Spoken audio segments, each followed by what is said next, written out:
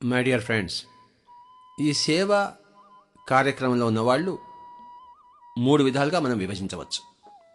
సేవా దృక్పథంలో ప్రవేశించిన వాళ్ళు, సేవా తత్పరులు, సేవా చక్రవర్తులు. సేవా దృక్పథంలో ఉన్నవాళ్ళు తమ ధర్మాన్ని తాము చూసుకుంటూ, తమ భోగాలను వాళ్ళు చూసుకుంటూ, మిగిలిన సమయంలో చక్కగా సేవ చేస్తుంటారు చుట్టుపక్కల. సేవా తత్పరులైన వాళ్ళు తమ ధర్మాన్ని తాము చూసుకుంటూ, తమ భోగాలను త్యాగం చేసి పక్క వాళ్ళ అందరి సమాజం సేవలో నిమగ్నమవుతారు. సేవా చక్రవర్తులు తమ ధర్మాన్ని కూడా, కుటుంబ ధర్మాన్ని కూడా వదిలిపెట్టేసి, అంటే బుద్ధుడిలాగా, వర్తమాన మహావీరుడిలాగా, నెల్సన్ మ్యాండేలాగా, మదర్ టెరెసాలాగా వాళ్ళు తమ కుటుంబ ధర్మాన్ని కూడాను త్యాగం చేసేసి మరి మొత్తం సమయాన్ని సమాజ శ్రేయస్సుకు, సమాజ సేవకు వినియోగిస్తారు. వాళ్ళు సేవా చక్రవర్తులు. చూసారా? అంటే మనం ఇంట్లో ఉంటూ మన ధర్మాలు నిర్వర్తిస్తూ మన భోగాలు మనం చక్కగా చూసుకుంటూ, అప్పటికీ కాస్త సమయం ఉంటుందన్నమాట, స్పేర్ టైం. అప్పుడు చుట్టుపక్కల వాళ్ళకి మనకు తోచినంత మన ప్రతిఫలం లేకుండా చేయడం అనేది సేవా దృక్పథంలో ప్రవేశించిన వాళ్ళు. తమ కుటుంబ ధర్మాలు నిర్వర్తిస్తూ తమ భోగాలను అంటే పేకాడడం మానేసి, తమ సినిమాలు కాస్త మానేసి, ఆ సమయంలో 3 గంటలు తాను సినిమా చూసే బదులు 3 గంటలు పక్కింటి వాళ్ళకి వెళ్ళి కాస్త ఇంగ్లీష్ నేర్పించడము, లెక్కలు నేర్పించడము, రోడ్లు ఓడడము, చెట్లు నాటించడము, మరి దాన్ని సేవా తత్పరులు అంటారు. తమ ఇంట్లో కూడా తమ భార్యతో ఉండకుండా సరోజినీ నాయుడు లాగా, మహాత్మా గాంధీ లాగా, మరి జవహర్లాల్ నెహ్రూ లాగా, వినోబా భావే లాగా ఎంతమందినా చెప్పుకోవచ్చు. వీళ్ళు సేవా చక్రవర్తులు. కనుక మై డియర్ ఫ్రెండ్స్, ఎంత సేవ చేస్తే అంత తృప్తి వస్తుంది. మానవుడికి నిజమైన తృప్తి తనను తాను చూసుకోవడంలో, తన ధర్మం నిర్వర్తించడంలో, తన భోగం తాను చూసుకోవడంలో తృప్తి ఉన్నా నిజమైన తృప్తి సేవ నుంచే మొదలవుతుందని సేవని మొదలుపెట్టినవాడు తెలుసుకుంటాడు. ఎలాగైతే సంగీతంలో నేర్చుకునేవాడు సంగీతం యొక్క తృప్తి వాడికి తెలియదో, చెస్ నేర్చుకునేవాడు చెస్ యొక్క ఆట యొక్క తృప్తి తెలియదు, సేవ చేయని వాడికి సేవ యొక్క అనంతమైన తృప్తి తెలియదు. ఒకసారి సంగీతం నేర్చుకున్న తర్వాత ఎంత మధురమో ఉందో, ఒకసారి చెస్ నేర్చుకున్న తర్వాత ఎంత ఆట ఆడుకోవచ్చో, ఒకసారి సేవా కార్యక్రమంలో చేపట్టిన వాడు ఎంత తృప్తిని అనుభవిస్తాడో ఎనలేనిది, చెప్పలేనిది, కొలువలేనిది. కనుకనే సేవ అన్న దాంట్లో పరిపూర్ణమైన ఆత్మలు, ఉన్నతమైన ఆత్మలు, మరి శ్రేష్టమైన ఆత్మలు, మరి ఆ సేవా కార్యక్రమం అనేది వాళ్ళ జీవితంలో ప్రధానమైన కార్యక్రమం. ఈ సేవలో కూడాను ప్రాపంచిక సేవ నుంచి ఆధ్యాత్మిక సేవకి మారిపోతుంది అచిరకాలంలో. మీకు చిన్న ఎగ్జాంపుల్ ఇస్తాను. స్వామి రామ అని చెప్పేసి గొప్ప యోగీశ్వరుడు ఉన్నాడు. Living with the Himalayan masters అని చెప్పేసి గొప్ప పుస్తకం రాశాడు. ఆయన తన గురువుల దగ్గర ఉన్నప్పుడు, చిన్నప్పుడు ఆయనకి ఆ గురువులు ఎప్పుడు ధ్యానం చెయ్యి, కళ్ళు 2 మూసుకో, చేతులు 2 కట్టేసుకో, శ్వాస మీద ధ్యాస పెట్టు, నీ మైండ్ని కంట్రోల్ చేసుకో అని చెప్పేవాళ్ళు. ఈయనకేమో అప్పుడంతా స్వతంత్ర ఉద్యమం కదా, వెళ్ళి మరి అందరికీ మరి బ్రిటిష్ వాళ్ళని చంపాలి, నరకాలి, మరి ఇండియాని స్వతంత్రం చేయాలి అన్న భావనలు ఉండేవి. నేను అటువైపు వెళ్తా, ఇదేంటి కళ్ళు మూసుకుని కూర్చోవడము, అటు వెళ్తే కరెక్ట్ కదా ఆయన గురువులతో అంటే, పిచ్చోడా, అది చిన్న చిన్న పిల్లల ఆత్మలకి, నువ్వు చాలా శ్రేష్టమైన ఆత్మవి, నీకు అలాంటి చిన్న చిన్న సేవలు కావు, నువ్వు ముందు పోయి పెద్ద పెద్ద సేవలు చేయాలి, దానికి నువ్వు ధ్యానం నేర్చుకో, ఆ సేవ చాలా చిన్న సేవ, కనుక నువ్వు పెద్ద సేవ కోసం ఉన్నావోయ్ అని గురువులు చెప్పు. కానీ అప్పుడు ఆ స్వామి దగ్గర అర్థమయ్యేది కాదు. నేనేమైనా మరి అతనికేమో దేశంలో పోరాడాలని ఉంది, వీళ్ళేమో నువ్వు ధ్యానం చేయవయ్యా అంటారు. అది వద్దు అన్నారు వాళ్ళు. స్వామి రామ గురువులు, అది వద్దు, దేశభక్తి కాదు నీకు అది కావాల్సింది, నువ్వు బుద్ధుడిలాగా తయారు కావాలి అని చెప్పి ఆయన అయిష్టంగానే ధ్యానం మొదలుపెట్టేవాడు ఆయన. చూసారా? స్వామి రామ పుస్తకాలు చదవండి, the living with the Himalayan masters పుస్తకం చదవండి, అప్పుడు తెలుస్తుంది ఆధ్యాత్మిక సేవ అన్నది ప్రాపంచిక లౌకిక సేవ కన్నా ఎంత ఉన్నతమైనగా ఉందో. నక్క ఎక్కడ, నాగలోకం ఎక్కడ, భూమి ఎక్కడ, మరి ఆకాశం ఎక్కడ? ప్రాపంచిక సేవ భూమి మీద ఉంటే ఆధ్యాత్మిక సేవ ఆకాశంలో విరాజిల్తోంది. ఆధ్యాత్మిక సేవలో ప్రవేశించిన తర్వాత, అంటే ఆ నాగలోకంలో ప్రవేశించిన తర్వాత, అంత ముందుకు చేసిన మరి లౌకికమైన ఈ సేవ నక్క సేవలా తయారవుతుంది. కనుక స్వామి రామాని వారి గురువులు నక్క సేవ వద్దోయ్, నాగలోక సేవ చేద్దువు కానీ, దానికి ఫస్ట్ నక్కగా ఉన్నావు, ఫస్ట్ నువ్వు పామువుగా నాగలోక వాసివికా. కనుక చూశారా మై డియర్ ఫ్రెండ్స్, కనుక ప్రాపంచిక సేవ నుంచి ఆధ్యాత్మిక సేవ వైపు వచ్చేస్తారు. ఫర్ ఎగ్జాంపుల్, నాకు సంగీతం వచ్చు, నేను అందరికీ సంగీతం నేర్పించవచ్చు. నాకు ఇంగ్లీష్ వచ్చు, నేను అందరికీ ఇంగ్లీష్ నేర్పించవచ్చు. నాకు తెలుగు వచ్చు, అందరికీ తెలుగు నేర్పించవచ్చు. కానీ నేర్పిస్తానా? తెలుగు నేర్పించేవాళ్ళు కోకొల్లలు, ఇంగ్లీష్ నేర్పించేవాళ్ళు కోకొల్లలు, సంగీతం నేర్పించేవాళ్ళు కోకొల్లలు. కానీ ఎవరికి తెలుసు ఆత్మజ్ఞానం? ఎవరికి తెలుసు ధ్యానం? నా ఒక్కడికే తెలుసు. కనుక నేను ఇది చేయాలి, కానీ నా అమూల్యమైన సమయాన్ని చిన్న చిన్న వాటికి పెట్టాలా?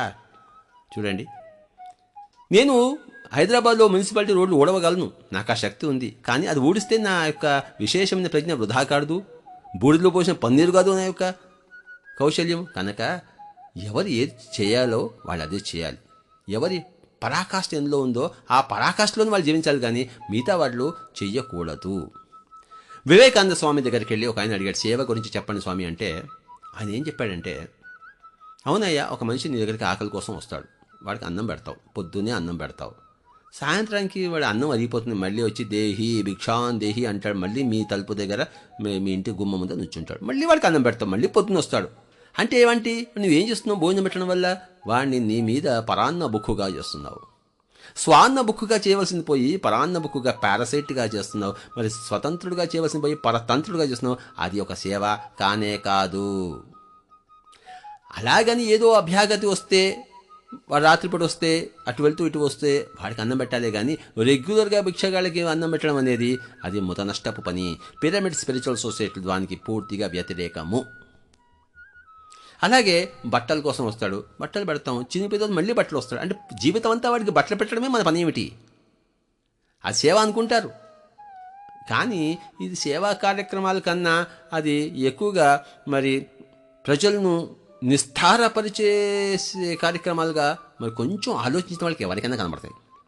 అందుకే స్వామి వివేకానంద ఏమన్నా, నువ్వు వాడికి ఆత్మజ్ఞానం ఇవ్వు, వాడు మళ్ళీ ఇంకా నీ జోలికి రావక్కర్లేదు, వాడు తన సంగతి వాడు చూసుకుంటాడు. కనుక మరి ఆత్మజ్ఞాన సేవ చేయవయ్యా, అదే నిజమైన సేవ, అదే శాశ్వతమైన సేవ. అశాశ్వతమైన సేవ శాశ్వత సేవకి విరుద్ధమైనది, శాశ్వతమైన సేవ అశాశ్వతమైన సేవకి విరుద్ధమైనది. కనుక ఏ సేవను అందిద్దాం? శాశ్వతమైన సేవని అందిద్దాం, కానీ అశాశ్వతమైన సేవలు వద్దు నాయన. శారీరకపరమైన సేవలు మరి అశాశ్వతమైన సేవలు, ఆత్మపరమైన సేవలు శాశ్వతమైన సేవలు. కనుక ఆత్మపరమైన సేవలు అందించబోయా, అదే నిజమైన సేవ అన్నాడు స్వామి వివేకానంద. చూశారా? కనుకనే పిరమిడ్ మాస్టర్లందరూ కూడాను ఆధ్యాత్మిక సేవలో మునిగి తేలుతున్నవారు, ఆధ్యాత్మిక సేవ తత్పరులై ఉన్నవారు, ఆధ్యాత్మిక సేవ దురంధరులై, ఆధ్యాత్మిక సేవ చక్రవర్తులై ఉన్నవారు. స్వామి రామ మరి ఎంత ఆధ్యాత్మిక సేవ చేశాడు, ఎన్ని చోట యోగ కేంద్రాలను స్థాపించాడు, ఆత్మజ్ఞాన కేంద్రాలు స్థాపించాడు. మరి కనుక ఆ సేవ ఎవరికైనా ధ్యానం విద్య నేర్పించామనుకోండి, ఇంకా తన సంగతి తాను చూసుకుంటాడు, తన ఉద్యోగం తాను చూసుకుంటాడు. అసలు ధ్యానంలో వచ్చిన తర్వాత తిండే అక్కర్లేదు. ముమ్మడి వరం బాలయోగి ఏం తిన్నాడు? కనుక తిండే అవసరం లేదు. తిండి కోసమే కదా, కూటి కోసమే కదా కోటి విద్యలు. ఏ కోటి విద్యలు అక్కర్లేదు. కూటి విద్య ధ్యాని విద్య. ఆత్మకి కూడు పెడితే ఆత్మ శరీరాన్ని తాను చూసుకుంటే. ముమ్మడి వరం బాలయోగి హాయిగా ఎంతసేపు ధ్యానం చేస్తూ ఉండేవాడు, ఆయన లడ్డులా పెరిగాడు ఆయన. కనుక మై డియర్ ఫ్రెండ్స్, మనం ఎన్నో ఎన్నో అపోహల్లో ఉన్నాము. మనం శరీరమేనని, శరీర సేవయే సేవ అని చెప్పేసి మన శరీరమే కాదు, అప్పుడు శరీర సేవ ఎలా అవుతుంది? మనం ఆత్మనమే. కనుక ఆత్మసేవయే సేవయా, శరీర సేవ కాజాలదు, ఎన్నటికీ కాజాలదు. మై డియర్ ఫ్రెండ్స్, కనుక సేవ ఎవరికి చేస్తున్నాము? శరీరానికి చేయాలా, ఆత్మకి చేయాలా? నువ్వెవరు? నువ్వు శరీరానివా, ఆత్మవా? నువ్వు ఏదైతే దానికి సేవ చేయాలి. నువ్వు ఏది కాదో దానికి సేవ చేసి ఏం లాభం? నీ నీడ ఉందనుకోండి, నీ నీడకి అన్నం పడితే నీకు అన్నం పెట్టినట్ట, నీ నీడకి బట్టలు కడితే నీకు బట్టలు కట్టినట్ట. నువ్వు తినాలి అంటే నీ శరీరానికి కాదు సేవ, నీకు సేవ కావాలి. కనుక చూసారా, నీ శరీరానికి చేసే సేవ మరి లౌకికమైన ప్రాపంచికమైన సేవ, నీ ఆత్మకు చేసే సేవ మరి ఆధ్యాత్మిక సేవ. ఆధ్యాత్మిక సేవయే నిజమైన సేవయే, కానీ లౌకికమైన సేవ దానికి ఎక్కడా అస్థికత అనేది లేదు, కొంచెం ఆలోచించిన వాళ్ళకైనా. చిన్నప్పటి నేను సేవా దృక్పథంలో పుట్టాను. అంటే చిన్నప్పటి మా ఇంట్లో ఆధ్యాత్మికత లేదు, ప్రాపంచికమే. ప్రాపంచికంగా వచ్చిన వాళ్ళకి విద్య నేర్పించడం, సంగీతం నేర్పించడం. కానీ నేను ధ్యాన విద్యలో వచ్చిన తర్వాత 76లో మెల్లిమెల్లిగా నా యొక్క ఈ ఆత్మపరమైన విద్య నాకు అబ్బినప్పుడు ఇక అంతవరకు నేను బాగా ప్యాక్ ఆడేవాడిని. రాత్రంతా ప్యాక్ ఆడ మానేసి అందరికీ రాత్రంతా పుస్తకాలు చదవడం, అయితే రాత్రంతా అందరికీ పుస్తకాలు చదివించడము, అందరికి ఈ ధ్యాన విద్య నేర్పించడం జరుగుతుండేది. చూసారా? అంటే ఏంటి, నా భోగం మానేసి నా యొక్క ఆ యొక్క సేవా తత్పరతలో ఉన్నాను. అంతవరకు నేను భోగినే. అంటే నేను చెడ్డవాడిని కాదు, మంచి లౌకికపరమైన సేవా దృక్పథం ఉంది. కానీ ఆ సేవా దృక్పథంలో కనిష్ట స్థాయిలో ఉంది. తర్వాత సేవా తత్పరుడు. కానీ 1992లో నా ఉద్యోగాన్ని కూడా రాజీనామా చేసి 24 గంటలు ఇంకా అంటే నేను సేవా చక్రవర్తిని అయ్యాను. చూసారా? ఆ తర్వాత నాతో పాటు ఎంతోమంది జాయిన్ అయ్యారు. ఉదాహరణకు చంద్రశేఖర్ శర్మ తీసుకోండి, ఆయన కూడా నా దగ్గర వచ్చి చేరాడు. 24 గంటలు ఆయన నా దగ్గరకు వచ్చి చేరాడు. నేను సేవా చక్రవర్తిని అయిన తర్వాత, ఆధ్యాత్మిక సేవా చక్రవర్తిని అయిన తర్వాత ప్రప్రథమంగా నా దగ్గర చేసిన మరొక తోటి ఆధ్యాత్మిక సేవా చక్రవర్తి శ్రీ చంద్రశేఖర్ శర్మ గారు. ఆయన్ని మీరందరూ కలుసుకోవాలి. ఆ తర్వాత ఎంతోమంది సేవా చక్రవర్తులు వచ్చారు. మరి డి శివప్రసాద్ గారు వచ్చారు, మరి అలాగే సాయి కుమార్ రెడ్డి గారు వచ్చారు. వాళ్ళు ఏం చేస్తున్నారు, పూర్తిగా నాతో పాటు ఉంటున్నారు. అలాగే ఎంతోమంది ఉన్నారు. గృహస్థ ధర్మంలో ఉంటూ తమ గృహస్థ ధర్మం చూసుకుంటూ భోగాలన్నీ వదిలిపెట్టేసి సేవా తత్పరులైన ఉన్నవాళ్ళు, గృహస్థ ధర్మంలో ఉంటూ సేవా తత్పరులైన వాళ్ళు. కానీ గృహస్థ ధర్మాన్ని కాస్త విస్మరించి కాస్త పక్కకు పెట్టి సేవా చక్రవర్తులైన వాళ్ళు. కానీ ఇద్దరు రెండు కూడాను సమాన స్థాయిలో ఉండేవాళ్లే. గృహస్థాశ్రమం అనేది ప్రధానమైన పాయింట్ పిరమిడ్ స్పిరిచువల్ సొసైటీ 18 పాయింట్స్లో. కనుక మై డియర్ ఫ్రెండ్స్, అయితే సేవా తత్పరులు కావాలి, ఆధ్యాత్మిక సేవా తత్పరులు కావాలి. ఆధ్యాత్మిక సేవయే సేవ. మానవులకు ఆత్మపరంగా అందించే సేవయే మాధవ సేవ. కానీ మానవ సేవ మరి శారీరక పరకమైన సేవ చేస్తే అది మాధవ సేవ. మాధవ అంటే ఆత్మ ఉండాలి అక్కడ. కేవలం శరీరం అంటే అది మాధవత్వం ఎలా అవుతుంది? ఆధ్యాత్మిక సేవ లేని మానవ సేవయే అవుతుంది, కానీ అది మాధవ సేవ కాజాలదు. కనుక మానవ సేవయే మాధవ సేవ అన్నదానికి మనం నిలబడాలంటే మానవులను మాధవులుగా చూడాలి. మాధవుడుగా అంటే ఆత్మపరంగా చూడాలి. మానవులను శరీరపరంగా చూస్తే అది మానవ సేవే అవుతుంది, కానీ మాధవ సేవ ఎప్పటికీ కాజాలదు. మానవ సేవయే మాధవ సేవ కావాలి అంటే ఫస్ట్ మానవులందరినీ మాధవులుగా చూడాలి. అంటే ఏ మానవుణ్ణి శరీరపరంగా చూడకుండా ఆత్మపరంగా చూడాలి. పుట్టపరంగా కాకుండా లోపలున్న పాము పరంగా చూడాలి. తర్వాత ఆ పాముకి పాలు ఇవ్వాలి, పుట్టకి పాలు కాదు పాలు ఇచ్చేది. అంటే ఆత్మకి సేవ అందించాలి. ఆత్మకి ఏం సేవ కావాలి? వడలు కావాలా, ఇడ్లీలు కావాలా, బట్టలు కావాలా? ఆత్మకి జ్ఞానం కావాలి, ఆత్మకి ధ్యానం కావాలి. కనుక ఆ ధ్యానం సేవ, ఆ జ్ఞాన సేవే, ఆ ఆత్మ సేవయే మాధవ సేవ. కనుక మై డియర్ ఫ్రెండ్స్, మధుసూదన్ రావు గారు, మీరు మానవ సేవయే మాధవ సేవ గురించి అడిగారు. అంటే మానవ సేవయే మానవ సేవ, మాధవ సేవయే మాధవ సేవ అని గ్రహించండి. మానవుణ్ణి మాధవుడిగా చూడ్డం. అహం బ్రహ్మాస్మి, నేను శరీరం కాదు. ఈ బట్ట చిరిగిపోయింది అనుకోండి, నా శరీరం చిరిగినట్ట. నా శరీరం చిరిగిపోయినట్టు అనుకోండి, నా ఆత్మ చిరిగినట్ట. నాకు ఈ బట్టకి సంబంధమే లేదు. అలాగే ఆత్మకు దేహానికి సంబంధమే లేదు. దేహపరమైన సేవ గురించి మానేయండి, అది వద్దు అని స్వామి రామాకి ఆయన గురువులు చెప్పారు. చూశారా? లేకపోతే ఆయన స్వాతంత్ర పోరాటంలో దిగి ఉండేవాడే. ఏ భగత్ సింగ్లానో, లేకపోతే ఏ సుభాష్ చంద్రబోస్లానో, లేకపోతే ఏ మహాత్మా గాంధీలో మూడు స్థాయిలు. కానీ మై డియర్ ఫ్రెండ్స్, దానికి ఒప్పుకోలేదు స్వామి రామ గురువులు. పిరమిడ్ స్పిరిచువల్ సొసైటీ మాస్టర్లు కూడా దానికి ఒప్పుకోరు. ఆధ్యాత్మిక సేవ చేద్దాం. ఆధ్యాత్మిక సేవ అంటే ఏంటి? భజన చేయడమా? రామ భజన చేయడమా? కృష్ణ భజన చేయడమా? రామచంద్ర, ఏ రాముడు కోరాడు మీకు రామ రామ రామ అని భజన చేయమని? అది రామ సేవ అవుతుంది, అది మాధవ సేవ కానే కాదు. ఆత్మపరంగా అందరికీ శిక్షణనివ్వడమే, ధ్యాన శాస్త్రంలో అందరినీ సుపరిచితులను చేయడమే, వాళ్ళని ప్రోత్సహించడమే, వాళ్ళని కూర్చోబెట్టి చేయించడమే, ఇదే మాధవ సేవ. గుర్తుంచుకోండి, మానవ సేవయే మాధవ సేవ కాదు, మాధవ సేవయే మాధవ సేవ. మానవ సేవ మానవ సేవ, ప్రాపంచికమైన లౌకికమైన సేవ. మానవ సేవలో పరాకాష్ట mother Teresa, Mahatma Gandhi, Nelson Mandela, Martin Luther king. కానీ మాధవ సేవలో పరాకాష్ట జీసస్ క్రైస్ట్, మరి గౌతమ బుద్ధుడు, వర్ధమాన మహావీరుడు, రమణ మహర్షి. మాధవ సేవయే మాధవ సేవ, మానవ సేవయే మానవ సేవయ. కనుక ఆలుగడ్డ వంకాయ కాజాలదు, వంకాయ ఆలుగడ్డ కాదు.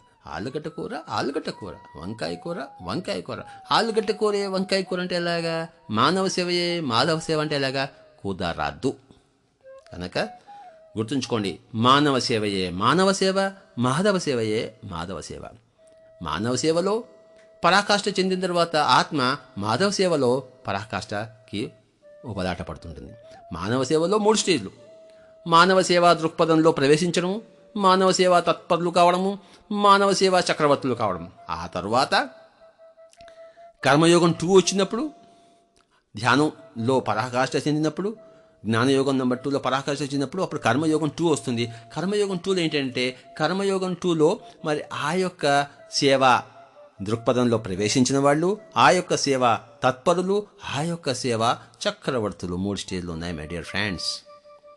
పిరమిడ్ మాస్టర్లందరూ కూడాను ఆధ్యాత్మిక సేవా తత్పరులు, కర్మయోగం 2 తత్పరులు, ఆధ్యాత్మిక సేవా చక్రవర్తులు, కర్మయోగం 2 చక్రవర్తులు. గౌతమ బుద్ధుడిలాగా, జీసస్ క్రైస్ట్ లాగా, వర్తమాన మహావీరుడిలాగా ఈరోజు చాలా క్లియర్ కట్గా మనం తెలుసుకుందాం. చూశారా? సేవ అంటే అది వ్యాపారం కాదు. ప్రతిఫలం ఆశిస్తే తీసుకుంటే సేవ కాదు. ప్రతిఫలం వస్తుంది, రాకుండా ఎలా ఉంటుంది? ప్రతి కర్మకు దాని యొక్క ఫలితం ఉన్నది. నువ్వు చెడు చేస్తే చెడు వస్తుంది, మంచి చేస్తే మంచి వస్తుంది. కనుక మనం సేవ చేసామనుకోండి, మనకు కూడా ఎంతో సేవ చేస్తారు, మనకు కూడా ఎంతో వస్తుంది. చేసుకున్న వాడికి చేసుకున్నంత మహదేవా. ఈ వీరప్పను ఎంతో చెడు చేస్తున్నాడు, చేస్తున్నాడు. మరి వాడికి ఎంత చెడు జరుగుతుందో భవిష్యత్తులో దానికి ఒక కొలబద్ద ప్రమాణం ఏమన్నా ఉందేమిటి? హిట్లర్ ఎంత చెడు చేశాడు, మరి ఎంత చెడు పొందాలి? కర్మ సిద్ధాంతం అది. మంచి చేస్తే మంచి జరుగుతుంది, చెడు చేస్తే చెడు జరుగుతుంది. కనుక మంచి చేయడానికి పూనుకున్నవాడే ఒకంత తెలివి ఉన్నవాడు. కనుక ఎవరికి ఎంత సేవ చేస్తారో వాళ్ళు మరి అంత లాభం పొందుతారు. మిత్ర లాభం వస్తుంది. కృష్ణుడికి 16,000 మంది గోపికలు, అంతమంది మిత్రులు వచ్చారు. కంసుడికి వాళ్ళ ఇంట్లో పెళ్ళామే వాడిని ఒప్పుకోదే, వాడి సిస్టరే వాడిని ఒప్పుకోదే. కనుక మిత్రలాభం అనేది ఎంతటి లాభమో. మరి పరవస్తు చిన్నేశ్వరి, మరి విష్ణు శర్మ, మరి ఈ యొక్క పంచతత్వంలో కథలు మీకు తెలుసు కదా, అందులో మిత్రలాభం తెలుసు కదా. ఎవరైతే ఇంకొకళ్ళకి నిస్వార్థమైన సేవ చేస్తారో వాళ్ళకి మిత్రలాభం వస్తుంది. ఉదాహరణకు నేను ఇప్పుడు ఎవరి దగ్గరకైనా ఏ ఇంటికైనా వెళ్ళి సంవత్సరం పాటు భోజనం చేసుకోవచ్చు. ఈ మధుసూదన్ రావు గారు ఉన్నారు, వాళ్ళ ఇంట్లో నేను సంవత్సరం పాటు ఉంటే హాయిగా మెక్కచ్చు. నేను పెడతాడో లేదో కానీ గ్యారంటీగా పెడతాడులేండి. ఎందుకంటే ఆయనకు నేను సేవ చేస్తున్నాను. ఈ ఆధ్యాత్మిక సత్యాలు చెప్తున్నప్పుడు ఆయనకు వడ ఇస్తాడు. ఇందాక వడ తీసుకొచ్చి ఇచ్చాడు. ఇవాళ దసరా కదా, విజయదశమి కదా, మంచి వడలు పట్టుకొచ్చాడు. మరి ఇక్కడున్న రికార్డిస్ట్ గారు ఆయన మంచి కాఫీ ఇచ్చారు. నేను డబ్బులు ఇచ్చాను వాళ్ళకి. కనుక అంటే మనం ఎంత సేవ చేస్తామో అంత పొందుతాము. కనుక ఇది సేవ చేయడం అనేది, ఆధ్యాత్మిక సేవ చేయడం అనేది సృష్టి యొక్క మౌలిక ధర్మం. వ్యక్తి యొక్క చిన్న పరిధి నుంచి సృష్టి యొక్క విస్తారమైన పరిధికి చేరడమే ఆధ్యాత్మికత. అందులో జీవించడమే, ఆ సృష్టి యొక్క విస్తారమైన పరిధిలో మనుగడను సాగించడమే సేవా కార్యక్రమం. అక్కడ మనుగడ సాగిస్తే ఎంతటి లాభాలో చూశారా? జీసస్ క్రైస్ట్ ఇప్పుడు మనకి ప్రపంచవ్యాప్తంగా ఆరాధ్య దేవమైపోయారు శ్రీకృష్ణుడు. మరి వాళ్ళు ఏం చేశారు? ఆధ్యాత్మిక సేవలు అందించారు. ఎవరికైనా అన్నదానం పెట్టించారా? వస్త్రాలు ఇచ్చారా? రోడ్లు వేయించారా? చెట్లు వేయించారా? అశోకుడిలాగా. అశోకుడికి ఉన్నాయి ఏమిటి ఎక్కడన్నా టెంపుల్స్? మరి జీసస్ క్రైస్ట్కి ఎందుకు ఉన్నాయి? అశోకుడికి ఉండాలి, కానీ ప్రాపంచికమే సత్యమైతే అశోకుడికి టెంపుల్స్ ఉండాలి. మరి జీసస్ క్రైస్ట్కి సంబంధం? జీసస్ క్రైస్ట్కి ఉన్నాయి టెంపుల్స్, కృష్ణుడికి ఉన్నాయి టెంపుల్స్. కృష్ణుడు ఏమో రోడ్లు వేయించలేదే. కనుక మై డియర్ ఫ్రెండ్స్, ఆధ్యాత్మిక సేవ, గాంధీజీ గారికి టెంపుల్స్ వస్తాయేంటి? మదర్ టెరెసాకి టెంపుల్స్ వస్తాయి రావు. మహావీరుడికి టెంపుల్స్ వస్తాయి. కనుక మై డియర్ ఫ్రెండ్స్, సేవలో ప్రవేశించండి. సేవా దృక్పథంలో, సేవా నిరతిలో, సేవా తత్పరతలో, సేవా చక్రవర్తిత్వంలో. తర్వాత లౌకికమైన సేవ నుంచి తప్పుకుంటూ ఆధ్యాత్మిక సేవలో ప్రవేశించండి. ఆధ్యాత్మిక సేవయే సేవ. ప్రాపంచిక సేవ అనేది అదొక చిన్న రిహార్సల్. కనుక గాంధీ గారు ఉన్నారు, ఆయన శరీరం వదిలిపెట్టేశారు, పైలోకానికి వెళ్ళారు. ఆయన ఆలోచించారు, నేను ఏమిటి చేసింది? నేను బుద్ధుడి లెవెల్లో ఎందుకు జీవించలేకపోయాను? He was very very unhappy. So ఆయన మళ్ళీ వచ్చి ఇంకో జన్మ తీసుకున్నారు. మదర్ టెరెసా కూడా అంతే. వాళ్ళంతా ఇప్పుడు ఇక్కడ ఉన్నారు. మీకు తెలియదు, నాకు తెలుసు. వాళ్ళు ఎక్కడెక్కడ ఉన్నారో నాకు తెలుసు, మీకు తెలియదు తెలియదు. కనుక మై డియర్ ఫ్రెండ్స్, ఈ యొక్క సేవ అన్నదాని యొక్క ప్రచండమైన విశ్వరూపం తెలుసుకోవాలంటే ఏ దాని యొక్క విశ్వరూపం తెలుసుకోవాలన్నా కూడాను మీకు మూడవ కన్ను ఉండాల్సిందే, లేకపోతే తెలియదు కాక తెలియదు. కనుక మూడవ కన్నులో దివ్య చక్షువులో నిష్ణాతులైన వాళ్ళ దగ్గర నుంచే ఏ కాన్సెప్ట్ అయినా తెలుసుకోవాలి. కనుక ఈరోజు మరి ఈ యొక్క సేవ అన్న కాన్సెప్ట్ నుంచి మనం విస్తారంగా తెలుసుకుందాం. గుర్తుంచుకోండి, ఆత్మసేవయే మాధవ సేవ, శారీరక సేవ మానవ సేవ. శారీరక సేవ అవుతుంది, ఆత్మసేవ అవుతుంది. కానీ శారీరక సేవ ఆత్మసేవ కాజాలదు, కానీ ఆత్మసేవ శారీరక సేవ అవుతుంది. ధ్యానంలో కూర్చున్నాం అనుకోండి, వాడి రోగాలన్నీ పోతాయి, అంటే వాడి శరీరం సేవ చేసినట్టే. ధ్యానం నేర్పించామనుకోండి, వాడి మైండ్ కూల్ అయిపోతుంది. మరి ప్రజలందరూ వాడికి వచ్చి ఏదో అన్నం పెడతారు, మరి నాకు ఇంత వడలు పెట్టినట్టు, అంటే నా కడుపు నింపారు వాడు, నా రోగాలే పోలేదు, నా ఆకలి కూడా పక్క వాళ్ళు వచ్చి తీర్చారు. చూశారు? అంటే ఏంటి? ఆత్మసేవయే శారీరక సేవ అవుతుంది, కానీ శారీరక సేవ ఆత్మసేవ కాజాలదు. శాశ్వతమైన సేవలో అశాశ్వతమైనవన్నీ ఉన్నాయి, కానీ అశాశ్వతమైన దాంట్లో శాశ్వతం మరి బొట్టు మాత్రం కూడా లేదు. కనుక ఆత్మసేవలో అన్నీ ఉన్నాయి, కనుక ఆత్మసేవకే ప్రాధాన్యత. మై డియర్ ఫ్రెండ్స్, శారీరపు అలజడులు కానీ, శారీరపు రుగ్మతలు కానీ, శారీరపు వ్యాధులు కానీ, మానసిక రుగ్మతలు కానీ, మానసిక అలజడులు కానీ, మానసిక ఒత్తిడులు కానీ, మరి సంఘపరమైన మరి లేకపోతే ఇబ్బందులు కానీ, ఆర్థికపరమైన మరి కష్టాలు కానీ, నష్టాలు కానీ, అన్నిటికీ ఒకటే ఒక ఆన్సర్, దాని పేరు ధ్యానం. కనుక ఎవరికైతే ధ్యానం అందిస్తామో వాళ్ళ కుటుంబ పరిస్థితులు బాగుపడిపోతాయి, వాళ్ళ ఆర్థిక పరిస్థితులు బాగుపడతాయి, వాళ్ళ శారీరక పరిస్థితులు బాగుపడతాయి, వాళ్ళ మానసిక పరిస్థితులు బాగుపడతాయి. వెలిసి మొత్తం అంతా సస్యశ్యామలము, 3 పువ్వులు 6 కాయలు, నిత్య కళ్యాణము పచ్చతోరణం అవుతుంది. కనుక ధ్యానము నేర్పించండి, ఇంకేమీ చేయక్కర్లేదు. వాళ్ళు పేదవాడా, వాడు ధని కూడా, వాడికి పెళ్ళాము ఇంట్లో కొట్టుకుంటుందా లేదా ఏమీ చూడవద్దు. వాడు చిన్నపిల్లవాడా, పెద్దవాళ్ళ, ఆడవాళ్ళ, మగవాళ్ళ, పల్లెవాసుల, పట్టణవాసుల, మీకు అనవసరం. కానపడిన ప్రతి వాళ్ళందరికీ ధ్యానం నేర్పించండి. ధ్యానం నేర్పించడమే ఆధ్యాత్మిక సేవ, ఆధ్యాత్మిక సేవయే మాధవ సేవ. శరీరానికి అన్నం పెట్టడం, శరీరానికి బట్టలు తొడవడం, శరీరానికి ఏదో ఉద్యోగం ఇవ్వడం, మరి రోడ్లు వేయడం. గురజాడ అప్పారావు గారు ఏమన్నారు? దేశం అంటే మట్టి కాదు ఓయ్, మనుషులో అన్నారు. కనుక మట్టిని, ఈ హైదరాబాద్ అంతా గోల్డెన్ రోడ్స్ వచ్చాయనుకోండి, అదేం స్వర్ణాంధ్రప్రదేశ్ అవుతుంది ఏమిటి? మనుషులు బంగారు కావాలి, కానీ రోడ్లు బంగారం అవుతాయి, ఏం లాభం? 24 గంటలు కరెంటు కోత లేదు, ఏం లాభం? పేకాడుకుంటూ కూర్చున్నాడు కరెంట్లో. మనిషికి కరెంటు కావాలా, పేకాడు ఆడుకుంటూ ఉండడం కావాలా? ఏది కావాలి? మనుషులు స్వర్ణం కావాలి, మనుషులు బంగారు కావాలి. సత్యసాయిబాబా గారు అందరినీ బంగారు అని పిలుస్తారు. అంటే అరే ఏదో ఒక రోజు బంగారు అవుతావురా, అవురా, ఆత్మపరంగానే అవుతావు, శారీరక పరంగా కాదు అని అన్ని బంగారు అని పిలుస్తారు. ఎక్కడయ్యాం మనం బంగారం? ఇత్తడి వేయాం.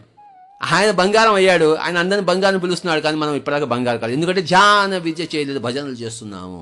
కనుకనే ఈ అనాపానసతి, శ్వాస మీద ధ్యాస అన్నదే అందరి యొక్క ఏకైక సేవా కార్యక్రమము. అన్యథా శరణం నాస్తది, అన్యథా సేవా కార్యక్రమం లేనే లేదు మై డియర్ ఫ్రెండ్స్. కనుక పిరమిడ్ మాస్టర్లు తర్వాత ఏంటంటే, ఈ యొక్క జంతువులను చంపి మానవులకు పెట్టడము, మేకను కోసి అంటే ఆ దేవుడిని కోసి ఈ దేవుడికి పెట్టడం అనేది అదేం సేవబ్బా? ఫస్ట్ జంతు ప్రపంచాన్ని పరిరక్షించాలి. మానవుడి సేవ జంతువులతో మొదలు కావాలి, ఇంకా వెనక్కిపోయి వృక్షాలతో మొదలు కావాలి. వృక్షాలను నరకరాదు. ఏదో చక్కటి రోడ్డు వేయాలనుకోండి, రోడ్డు మధ్యగా ఒక చెట్టు ఉందనుకోండి, దాన్ని నరకండి. కానీ ఇష్టం వచ్చినట్టుగా చెట్లు నరికి పొయ్యిలోకి పెడితే రామచంద్ర, పొయ్యిలోకి బొగ్గును వాడండి, లేకపోతే పెట్రోల్ని వాడండి, కానీ చెట్లందరికీ పొయ్యిలో పెడితే ఎలాగబా? చెట్లు నరికే కార్యక్రమం చాలా హింసా కార్యక్రమం. జంతువులను చంపి తినే ఆ శవాలను దింపే కార్యక్రమం హింసా కార్యక్రమం, అది సేవా కార్యక్రమం కాదు. ఎవరికి మటన్ బిర్యానీలు సప్లై చేయవద్దు. సముద్ర తీరాల వెంబడి ఎంత కంపో చేపలను పడతారు. చేపలను పట్టే అర్హత మరి ఎవరిని మీకు ఇచ్చారు? కనుక పిరమిడ్ స్పిరిచువల్ సొసైటీ వారి పాయింట్లు 2 పాయింట్లు. హింస చోడియే, హంస పకడియే. ఈ యొక్క సేవా కార్యక్రమంలో ఫస్ట్ జంతు ప్రపంచానికి, వృక్ష ప్రపంచానికి, తర్వాత మానవ ప్రపంచానికి. జంతు ప్రపంచానికి ఏ జంతువు చంపబడకూడదు, వృక్ష సామ్రాజ్యానికి అనవసరంగా ఏ చెట్టు నరకబడకూడదు. నెంబర్ 2, మానవ ప్రపంచంలో మానవులందరినీ మాధవులుగా చూడండి, ఆత్మపరంగా ధ్యాన విద్య నేర్పించండి. కనుక అటు మాంసభక్షణ చేయకపోవడము, చెట్లను నరకపోవడము, ఇటు అందరికీ ధ్యానం నేర్పించడం, ఈ 3 సేవా కార్యక్రమాలు. హింసను చేయకపోవడము, మరి హంసను పట్టుకోవడము. My dear friends, pyramid spiritual society వారి ఈ యొక్క స్పష్టతే మానవ జాతి యొక్క స్పష్టత. పిరమిడ్ స్పిరిచువల్ సొసైటీ మాస్టర్ల యొక్క ఈ కార్యక్రమాలే మానవ జాతి యొక్క కార్యక్రమాలు. పిరమిడ్ స్పిరిచువల్ సొసైటీ యొక్క ఈ యొక్క విజ్ఞానమే మానవ జాతికి అంతా కూడాను పాఠ్యాంశము, మరి దైనందిక శాస్త్ర విజ్ఞానము కాబోతుంది. స్కూల్స్ అన్నింటిలో భవిష్యత్తులో ఈ పిరమిడ్ పుస్తకాలే పాఠ్య గ్రంథాలుగా అవుతాయి. ఈ పిరమిడ్ ఆదర్శ సూత్రాలే మానవాళికి ఆదర్శ సూత్రాలు అవుతాయి. మై డియర్ ఫ్రెండ్స్, ఈరోజు ఈ సేవ అన్న దాని గురించి, మానవ సేవయా మాధవ సేవయా, వీటి గురించి మరి చక్కగా ఎన్నో దృక్పథాలతో ఎన్నో దృక్కోణాలతో మనం వివరించుకున్నాం. Thank you very much Madhusudanarao garu. మీ యొక్క ఈ ప్రశ్న వలన ఇంత సబ్జెక్టు మన దగ్గర నుంచి వచ్చింది. అందరూ శ్వాస మీద ధ్యాస పెట్టండి. కళ్ళు రెండు మూసుకోండి. ఈ క్షణం నుంచే శ్వాస మీద ధ్యాస పెట్టండి. ఈ క్షణం నుంచే శాకాహారులు కండి. ఈ క్షణం నుంచే వృక్షాలను పెంచండి అని అడగవద్దు. ఈ క్షణం నుంచే అందరినీ ఇవి నేర్పించమని చెప్పండి. అందరినీ ఇవాళ నువ్వు నేర్చుకున్నావు, నువ్వు అందరికీ ధ్యాన విద్య నేర్పించు. ఇవాళ నువ్వు శాకాహారం అయ్యావు, అందరినీ శాకాహారులుగా చేయి. ఇవాళ వృక్షాలను నరకపోవడం నేర్చుకున్నావు కనుక అందరికీ ఈ విద్య నేర్పించు. నువ్వు చేయించు. నువ్వు ఎంత చేస్తే అంత చేయించగల శక్తి వస్తుంది, ఎంత చేయిస్తే అంత చేయగల శక్తి వస్తుంది. రెండు పరస్పరం ఒకదాని మీద ఆధారపడి ఉన్నాయి. Teaching is the best way of learning, learning is the best way of teaching. కనుక మై డియర్ ఫ్రెండ్స్, ధ్యానం చేయండి, ధ్యానం చేయించండి. శాకాహారులను చేయండి, శాకాహారులుగా కండి, శాకాహారులుగా చేయించండి. Thank you very much.